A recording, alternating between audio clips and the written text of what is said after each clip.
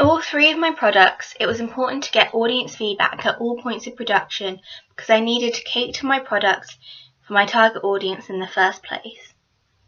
The first thing I had to do when starting this project was identifying my target audience, like the age range, gender, and the other interests that they would have had. This is one of the most important stages because these would be the people that my video would be consumed by and that I had to make the most impact with. Once we identified our target audience, we sent out a survey to people we thought would be in our target audience in order to find out what they thought should be included in a video of the genre. This set a good basis for where we should start our ideas for our video, including location and video style. We then created a pitch which we presented to our peers with our initial ideas for our video. We decided where we were filming, a manor house, a studio and a forest, and that we were using a performance concept style. These were both well received and everyone thought this was conventional of the genre. However, most people thought that the use of shadows would be too difficult to create with the limited resources available to us. This wasn't something that we had previously thought about, so it immediately made us rethink what we should do and how we could still use the idea but in a different way. This is where we started thinking about using projections within the video, as we could allude to the shadows we previously wanted, but it would be much simpler for us to create. Overall, our peers liked the track we chose and thought our video idea fit both the track and the genre.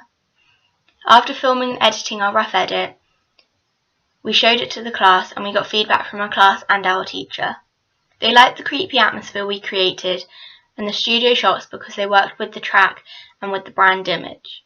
While our class liked the manor house location, they thought we should use it more, so that led to more refilming, which we were planning anyway. One thing that was said was that our concept narrative was getting lost and confusing, so we had to clarify what was happening within the video. Our teacher suggested that we include more shots of the doll, which meant that we had to refilm.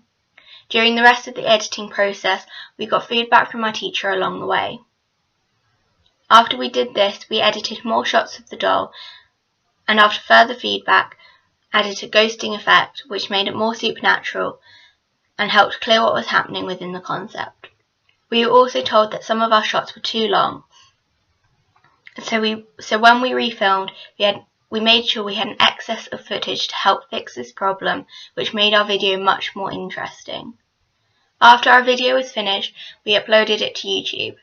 The comments were positive, saying that a dark theme worked well with the track and the actress playing our artist was convincing and fit the genre. This was especially good when it came to branding.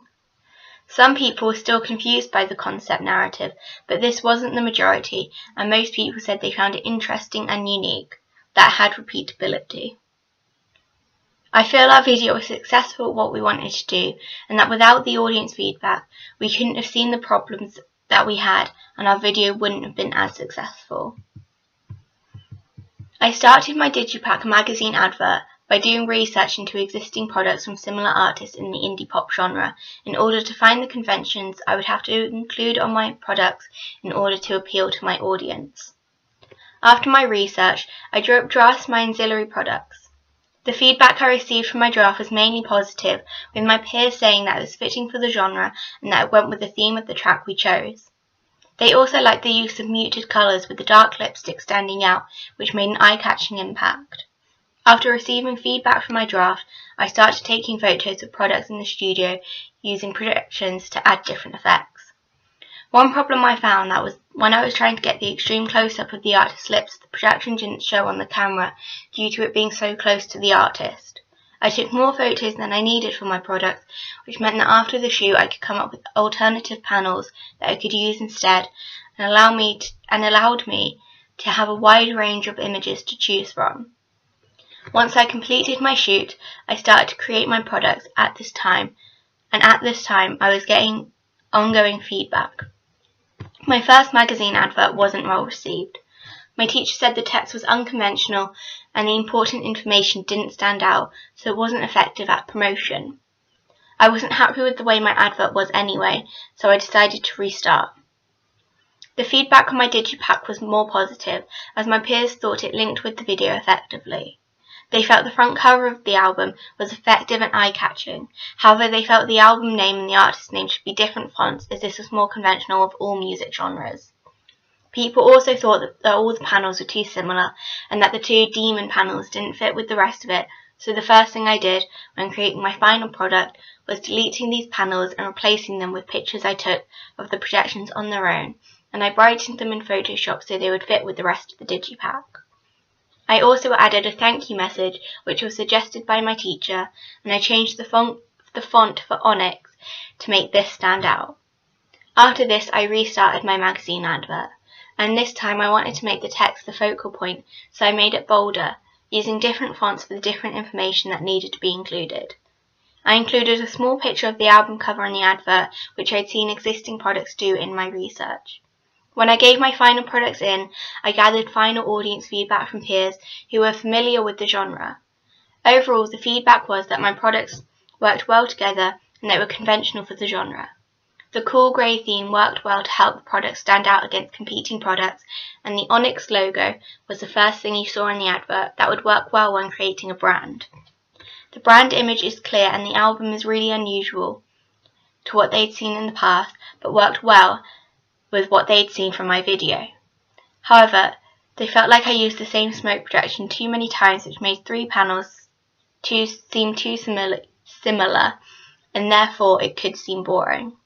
They also thought I could have made some of the information still stand out more to make it more enticing for the audience.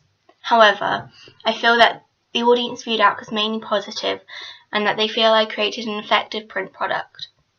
Overall, I'm grateful for the audience feedback I received, as it allowed me to see what I hadn't seen in my own work and reaffirm the parts of my project that I felt worked. I'm glad I changed my magazine advert, as I feel my new one is much more effective for the purpose, and the new panels on my digipack are more interesting and conventional to what I had before. Overall, audience feedback has been an essential part of this process. Without it, I wouldn't have known if I'd fulfilled what the audience wanted. When creating a product, it's important to know your target audience in order to give them what they need and expect from the conventions of the genre, so they buy the products that the artist and the record label put out. This means everyone should listen to audience feedback they received so they can cater their changes to fill what they expect.